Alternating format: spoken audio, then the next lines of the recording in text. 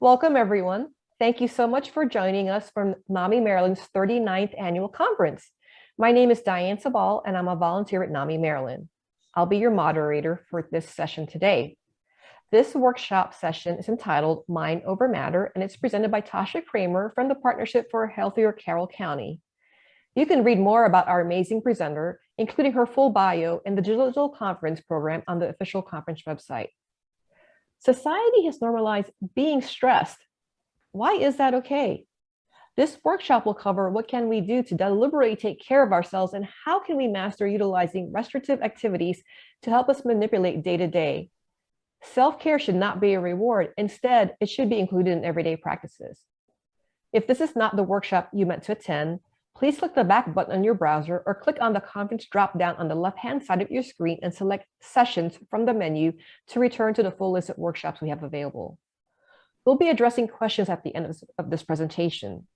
If you have any questions as the presentation continues, please post them to the social wall on the right-hand side of your screen. We'll be reviewing questions as they come in, and if something in particular is unclear or needs to be expanded, we'll ask our presenter after their presentation is concluded. And if you have any comments, concerns, or technical issues, please post them to our social wall and our technical assistant will address them accordingly. Now, keep in mind when posting on social wall, there is about a 20 to 30-second delay between the presentation and the stream on Conference Tracker. When this workshop session closes, you'll be prompted to fill out a brief survey. And if you'd like to receive CEUs for this workshop, you must complete the survey in order to qualify. And now, without further ado, I'd like to welcome our presenter for today's workshop, Tasha Cramer. Thank you so much for joining us today. Hi, thank you. And thank you for joining us and taking the session. It's fantastic that you're here with us today. And during this, I want you to sit back, I want you to relax, I want you to take in some breaths and be present, because that's what we're going to talk about today, is really being present. These next 45 minutes are about you. We're going to be pouring into you. So thank you for being here. Thank you for taking time to invest in yourself. It's important to recognize that doing things for ourselves, such as attending conferences or classes and pouring into us, as important as it is to give to others. You're here because you care enough about yourself to do that. And you deserve that. You deserve to be here, right now, right in this moment. I hope what you take from this session, if nothing else, is that you understand that you matter, you belong, you're important. Self-care, like we said in the bio, it shouldn't feel like a reward. It shouldn't be a present to ourselves, but instead incorporate it into our everyday life. And you should do these things to be able to take care of others. So let's get started.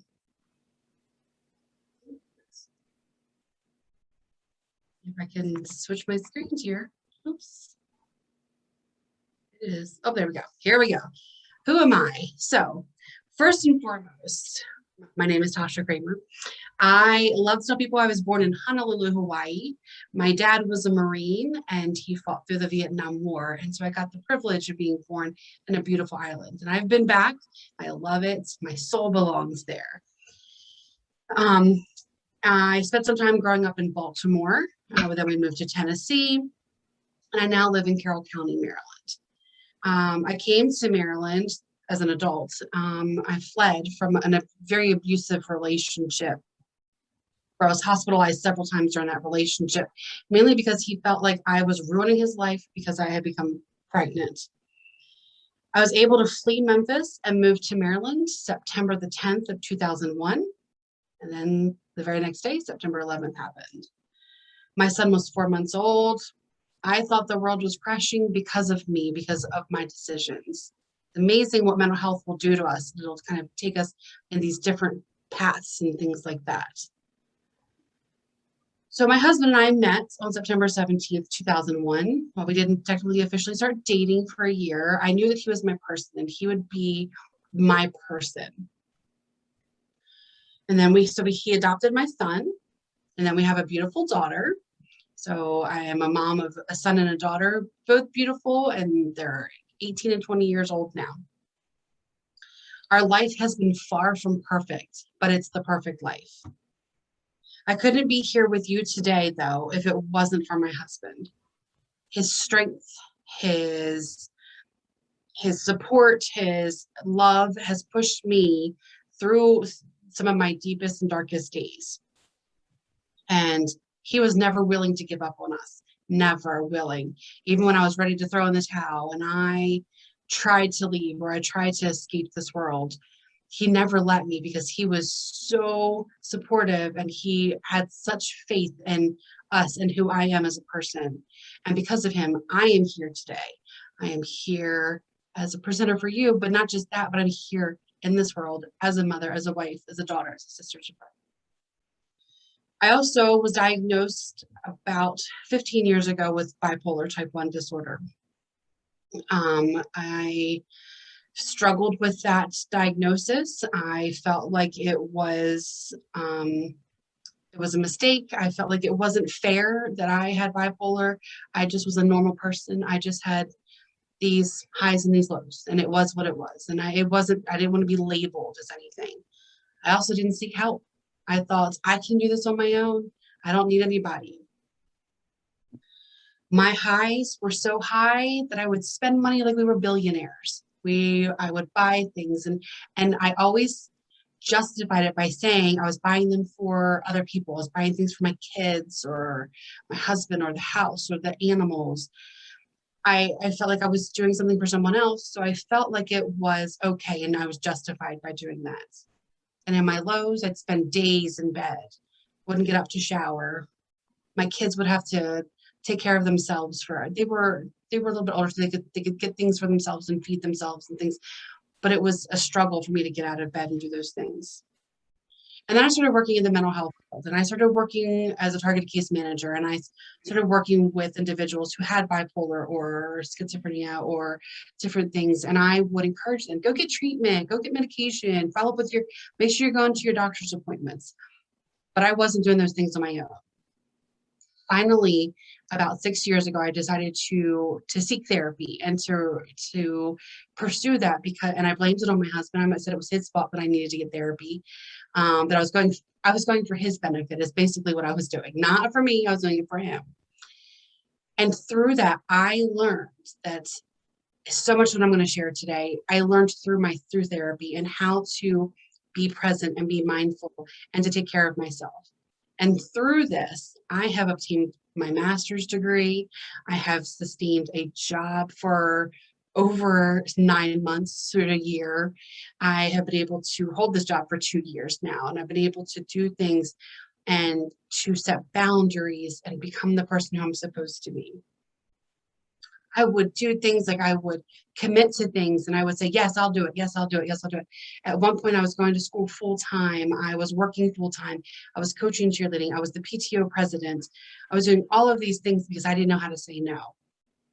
Also, I was very high in my bipolar, just in my manic stages. So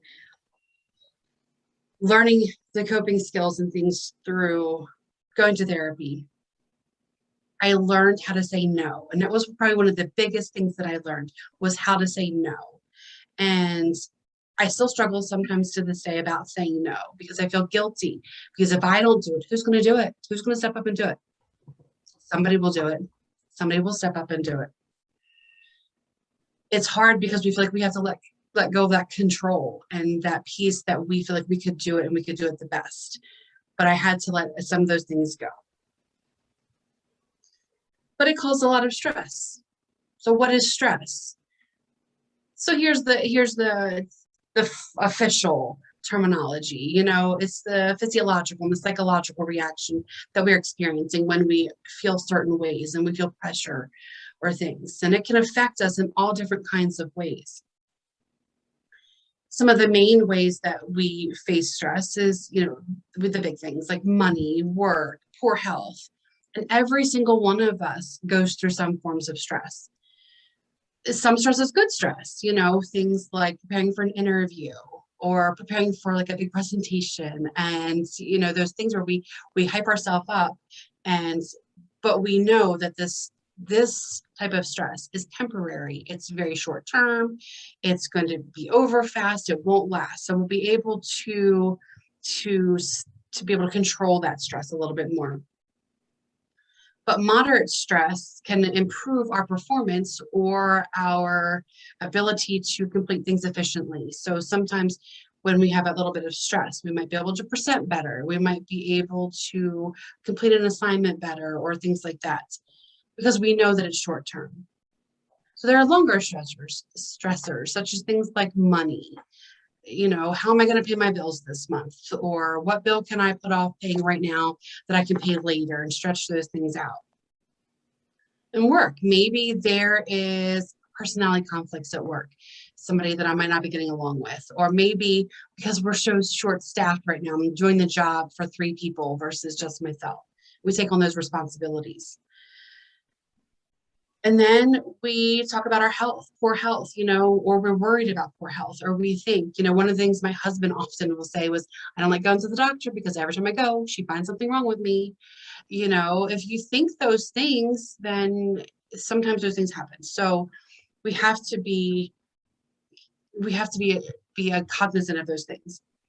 And like one of the things that I struggle with is talking about medications and like how, because I'm a sensitive as far as my immune system goes, and compromising things, and there's so many, what if I have a reaction to it? What if, it jeopardizes something else or causes something else? And, so these stressors can affect how the medication works or whether or not I take the medicine. And someone who has bipolar, who doesn't like to take medicine, can affect that stress as well. I'm having that stress, like my brain says you don't need to take this medicine because you're fine, but I know I have to take it. But so I have this stress of this argument, but with myself back and forth. But one of the biggest stressors we can have is relationships.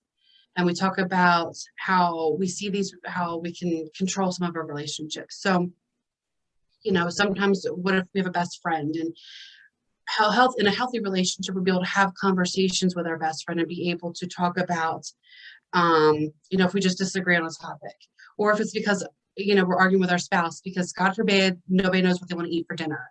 That's like the biggest stressor. What are we having for dinner tonight? Or because of our kids, our kids are being normal kids and they're stressing us out. So how we should handle those things in a normal situation. When we say normal, quote normal, we agree we agree to disagree, and it's fine. Or my husband, fine, pizzas for dinner is fine. My kids, sure, you can have 20 extra minutes TV. But sometimes what happens is we let our stress build up so much that we react when it's too much for us. So what happens is that we have these toxic relationships that we feel like we can't be heard in these relationships, or we're being disrespected. And so those relationships can cause stress beyond a normal day. So this is where we need to set boundaries, and boundaries is really hard for people to think about. I don't want to have to set boundaries. I don't want to have to say no. So an example of this is me and my best friend. We've been best friends for years, and we have, our sons are not friends. They used to be friends, they're not friends now, but we have this understanding that we just don't talk about our son's relationship because it's stressful to us. And so we don't want to talk about that. So we've decided to set that boundary that we don't talk about that relationship. Over the last 19 months, we've had an additional stressor added to us, COVID. So many unknowns, isolation, depression, anxiety, quarantines, vaccination, travel, working from home, going to work, homeschooling, going to school, masks. What can we control and what can we not control? I'm not going to get into politics or anything like that here, but what I'll say is take care of yourself and take care of your family. You do what you feel is right. But when we make these choices, we have to know that there are consequences with every choice that we make. But that can bring stress. And how do we deal with that? And when we talk about what stress feels like, we all know what that feels like. It feels like that heaviness in our chest. We have headaches. But what is it really doing to our bodies?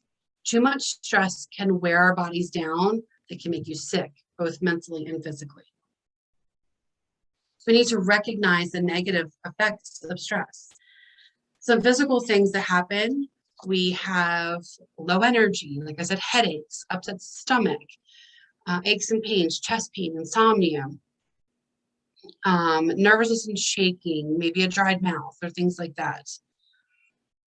And physical, we can have mood swings and anxiety. It can lead to depression. It can also lead to unhealthy coping mechanisms such as drinking or drinking more alcohol or taking drugs. It also can cause forgetfulness and unorganization, where we're kind of just leaving things that are just leaving them unorganized. But it also affects us cognitively. And how does that work is that, you're racing thoughts. Like I said, forgetfulness, the inability to focus on something. Sometimes the stress can be so much that we just can't focus, and we're focusing on too many things, or we're focusing specifically on the stressor. And then poor judgment, making poor decisions, being pessimistic and only seeing the negative side of things. And one of my favorite lines is when people are being negative around me, I often will say, they'll say, oh, that's not going to happen. I'll be like, not with that negative attitude, it's not. Like you just have to just kind of put a little positive spin on things. So how do you manage that, right? It's like the first step to controlling your stress is knowing the symptom of the stress. And again, it goes back to a little bit about control and what can we control versus what we can't. But recognizing these symptoms might be harder than we think. We're so used to being stressed, and it's so socially acceptable to be stressed. And you're just like, oh, whatever, she's just stressed, or I'm just stressed. And it's thrown around, but we can control it. Because like I said, we often don't know how bad it is until we're at our breaking point. And that's when sometimes it's too late. So we take into stress management. What does that look like to us? And to each person, your stress is going to be different than my stress. And what helps me manage my stress will be different than yours as well. Things like we have on the screen here, we have like exercise. I don't like to exercise, so I'm not going to exercise because that's going to cause me more stress thinking about exercising. Meditation. I cannot do a formal meditation, like to sit and be quiet and just look at a wall or just be like nothing. I was on a quest for finding my inner peace, and I studied a lot about Buddhism and what that looks like. And they really talk about being one with yourself. And I'm like, okay, how do I be one with myself? How do I fix that? And they often talk about meditation. So I did all this research on how to meditate and how to meditate properly. And, for beginners, this was really hard. They would say, sit facing a wall. You start with your eyes looking at the base of the wall by the floor, and you slowly move your eyes up the wall. And as you're going up, if your brain thinks of anything else besides the wall, you have to start over. I never made it to eye level because I'd be looking at the wall. I'm like, oh, I need to paint. Oh, there's a speck there. I need to wash my wall. Oh, I need to redo my baseboards. Oh, that's a kid crying, or my dog's barking, or I never made it to eye level. And I tried and just realized that meditation wasn't for me. So again, looking at these things and seeing what works for me. Sometimes we don't have the money to go to the spa, go get a massage, things like that. But then doing something at home for yourself that can be just as beneficial. I, at the beginning, was not a believer in therapy for myself because I didn't want nobody knowing my business, or I didn't think that was a form of self-care. But after I started going and I finally let myself be vulnerable in that situation, I found that she's unbiased. She only had my side of things. She wasn't listening to my husband's side or my kids' side or mom's or my dad's, or she only heard my side of the story. So she was able to have a biased opinion just for me and what was going to work for me, because my experience was personal and it was about my experience. And so when you and I could be in the same experience. We could be in a car accident and have the same exact experience. but our reaction to that is going to be very different. You might be able to get back in the car and drive. I might not be able to get in the car for months because of the trauma. We all experience those different. So our stress and how we manage that is going to be very different. A couple of things other than what's on this list, changing your perception. Like I said, I'll often say, now with that negative attitude, nothing's going to happen. That's not going to happen if you keep talking like that. So just kind of change those expectations. Making your job or the task that you're doing manageable. Sometimes, a lot of times with bipolar, I find that I struggle with doing things like washing the dishes or doing my laundry because it's a tedious job. So what I learned was my therapist was like, well, just do it for 5 minutes, set an alarm, do it for 5 minutes, and then walk away from it for 5 minutes. And then if you need to come back to it, so that you're taking that break from it.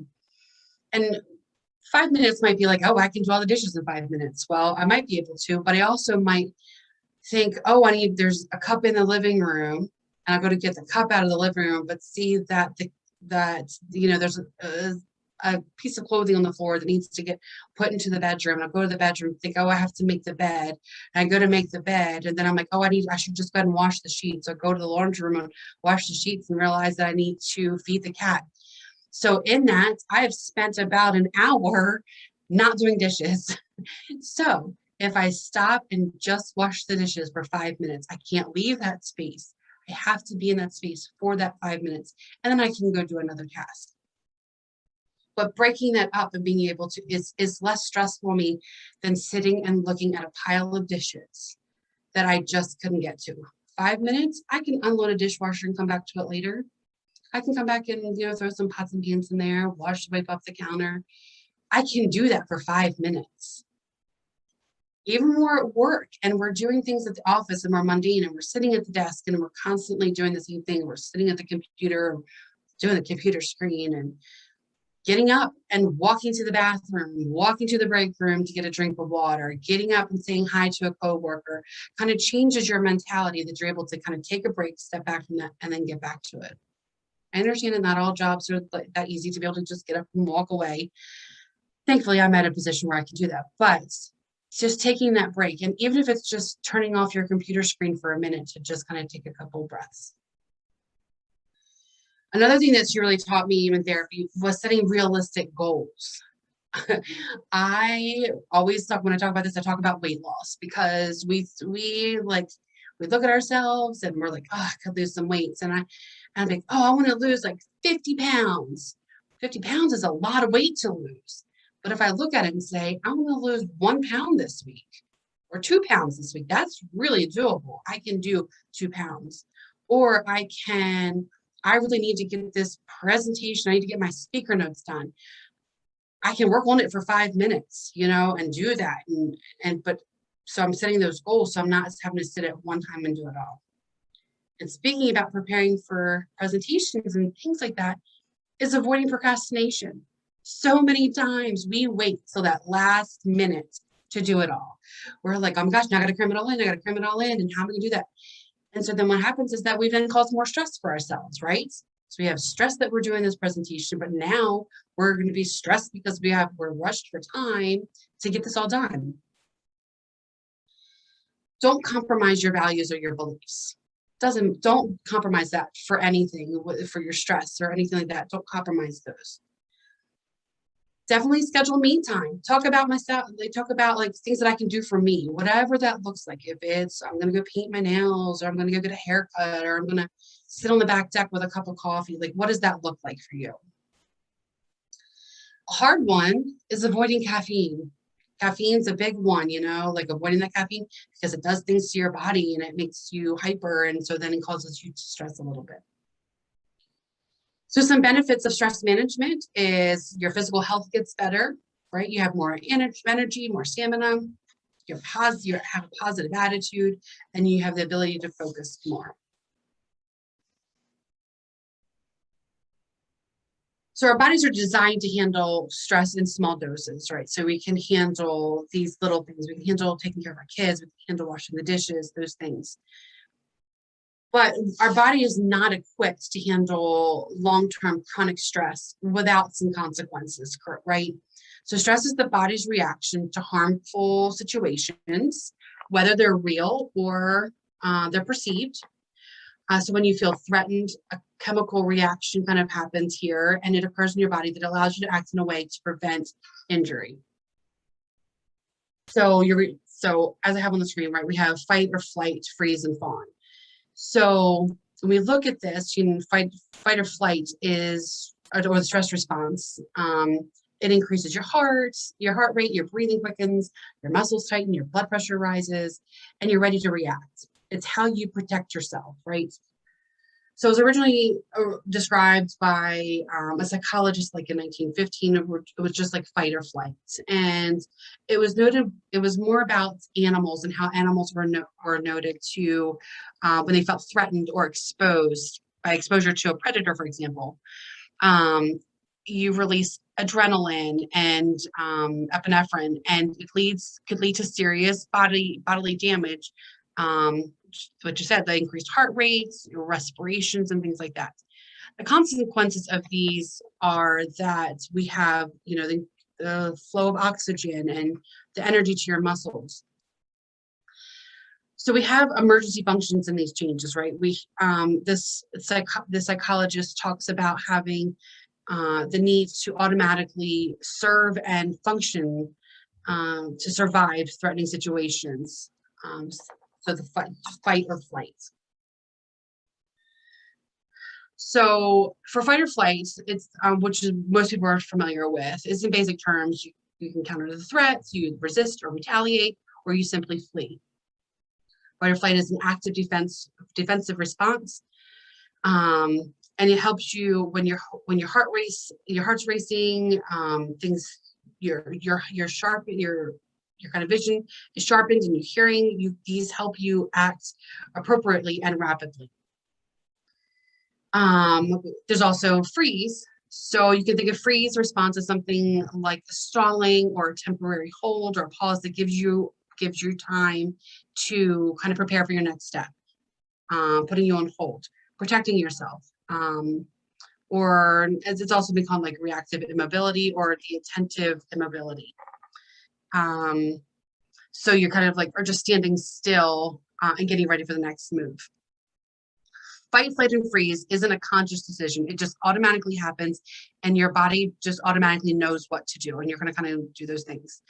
So, but you can also have the response of fawn, and it's really, you kind of think about this as a way that your body feels that you want to change your behavior to aim to please, appease, or pacify the threat. So whatever that looks like. So an example of that would be instead of, you kind of stay quiet instead of starting a fight with someone, and you just want to avoid starting those situations.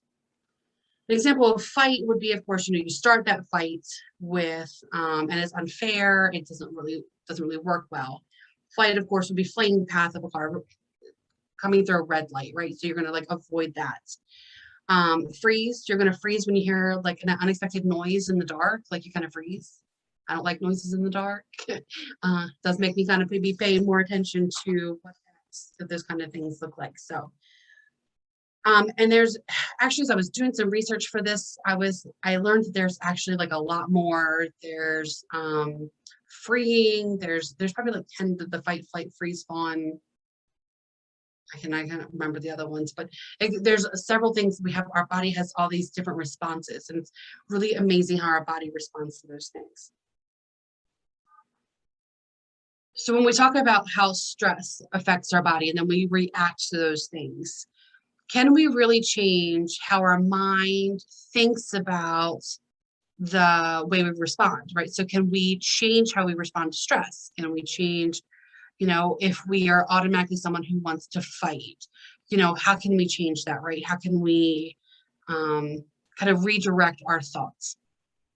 So I have a couple things up here, right? So like it takes an average of 60 days to form a habit. They say like scientifically, it's about 62 days to form a habit because you're doing that repetition. Being able to think about how you think, how you're processing things, it's a sign of higher intelligence. Kind of closing your eyes helps you remember things. So technically how your mind works is your brain contains around 100 billion nerve cells or neurons that make up your central nervous system. And then these neurons transmit and receive electrochemical signals.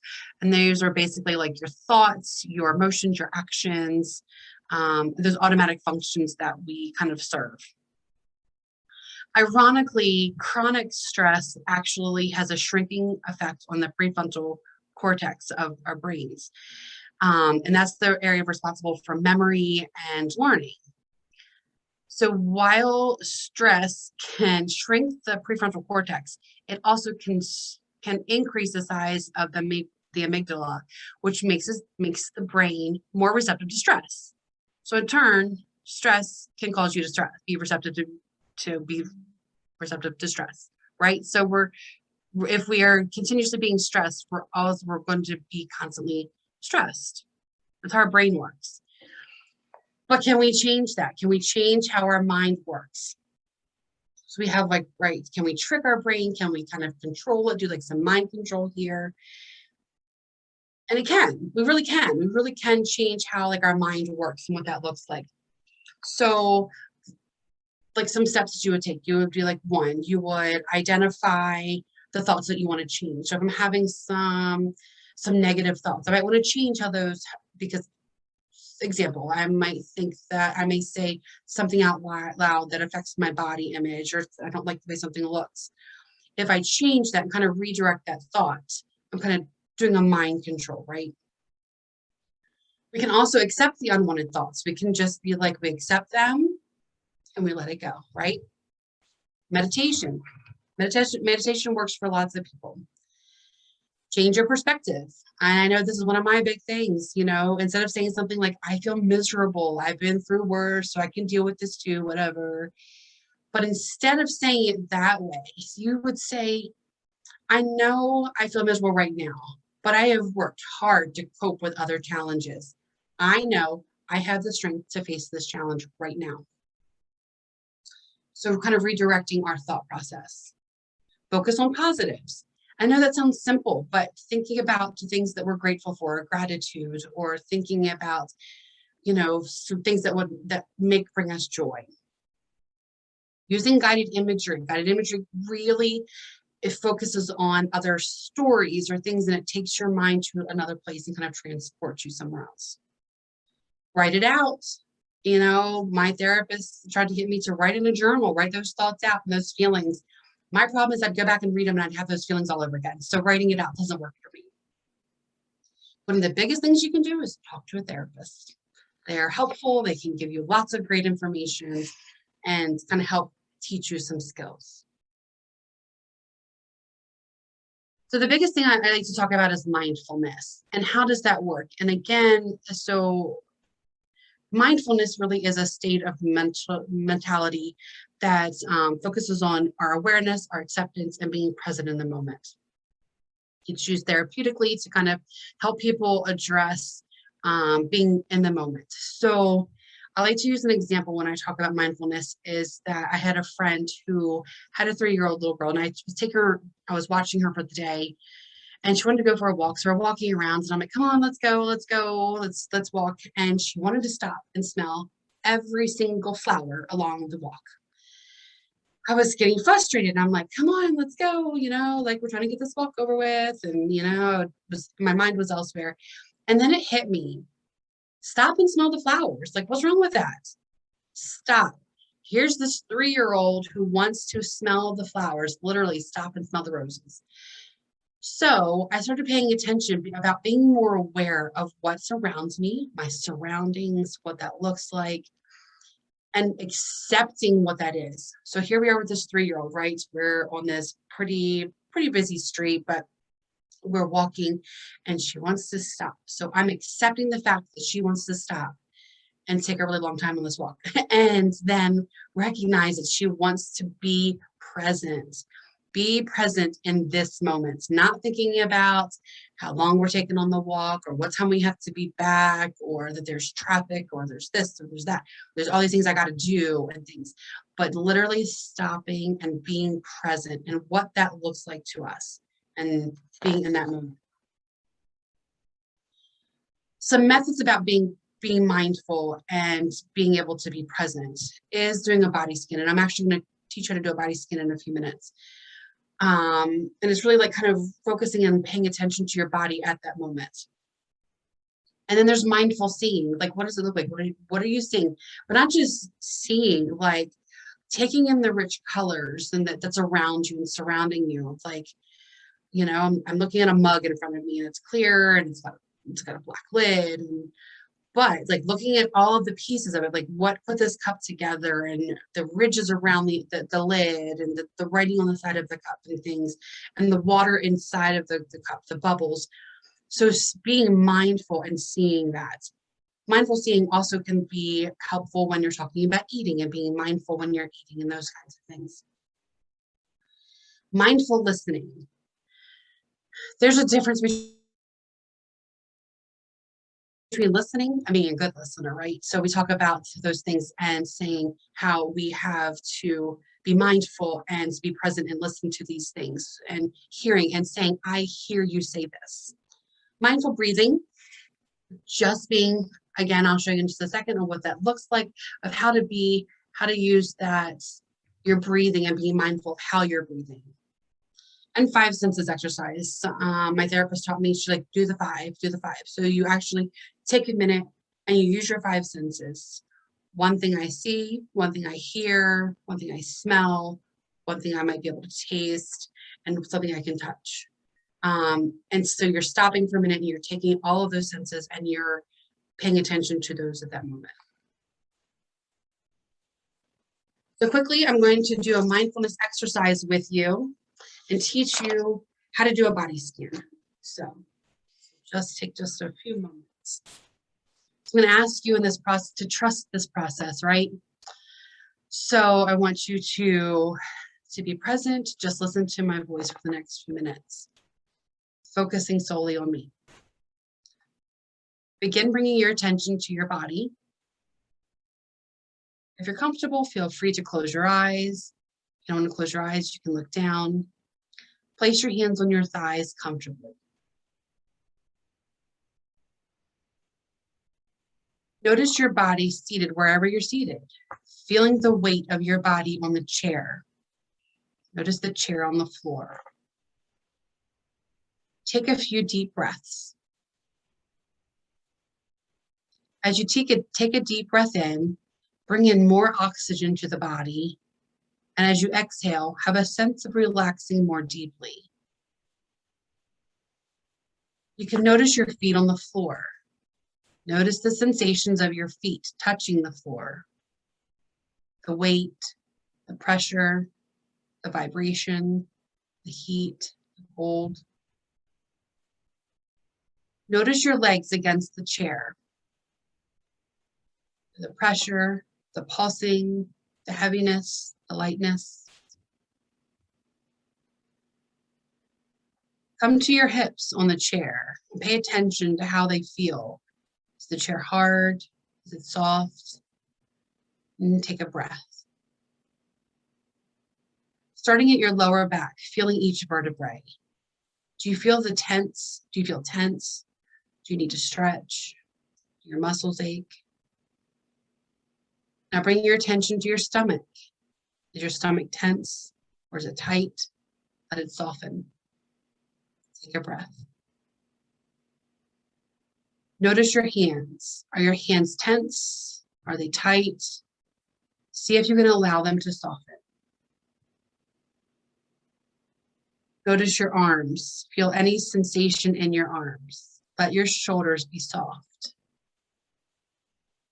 Notice your neck and your throat. Let them be soft. Relax. Soften your jaw. Let your face and facial muscles be soft. Then notice your whole body. Be present. Take a breath. Know that whenever you need to, you can come back to this space. It is safe. This is your body. It is healthy. It is whole. It is alive. Take a deep breath in and release. When you're ready, you can open your eyes. I hope that this was a good, that you learned something today. You were able to take something away today that was meaningful to you. Thank you for your time. Well, Tasha, thank you so much for a great presentation. And we'd like to, of course, open up the workshop for questions. So if you have any questions, please post them in the social wall for this session to the right-hand side of your screen. And remember, there's going to be about a 20 to 30-second delay between when you post them on there as we review your questions and comments. And if we do happen to run out of time for answering questions today, you can also send your questions, or if you think of something afterwards, you can send your questions in the name of the session you attended to connection@namimd.org.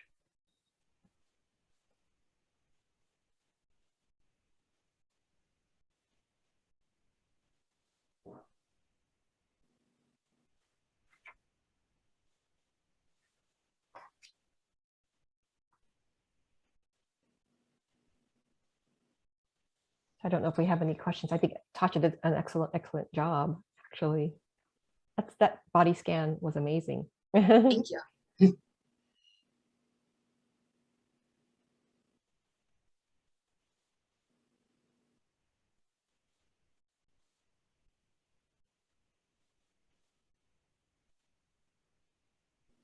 And we had someone say, thank you, much needed. So I think they're realizing the benefits of what you're saying. Mm-hmm.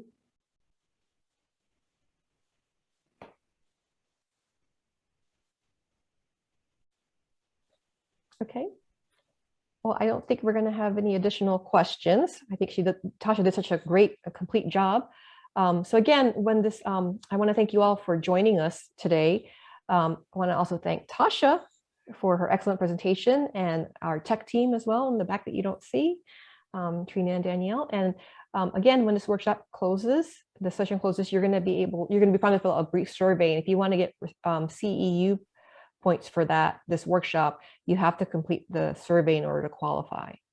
Now, be sure to check out NamiLand and other amazing virtual resources in our virtual exhibitor hall. And don't forget to participate. This is your last chance to participate in the resource scavenger hunt. Again, if you find all the resources listed and submit your answers by the end of the conference, you're going to be entered in a raffle to an ADSW messenger bag. So thank you again for joining us, and we hope you enjoy the rest of your day.